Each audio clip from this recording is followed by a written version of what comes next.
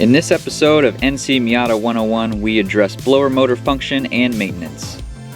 Your blower motor can be accessed through the passenger side footwell. A short Phillips head screwdriver works best for this project. The motor is held in by 3 Phillips head screws and is connected by 1 wire plug towards the back of the unit. Remove the 3 screws.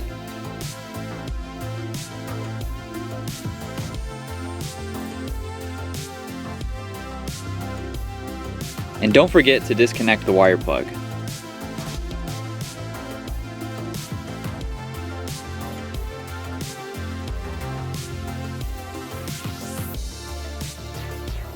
Your blower motor will drop down without added effort. Over time, things like leaves and other debris make their way into the blower motor housing.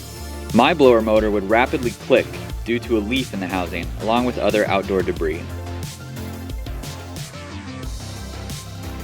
Remove all debris from the housing.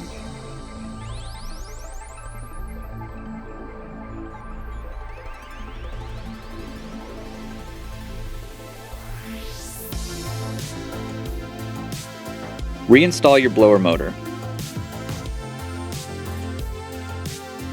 Tighten the 3 screws.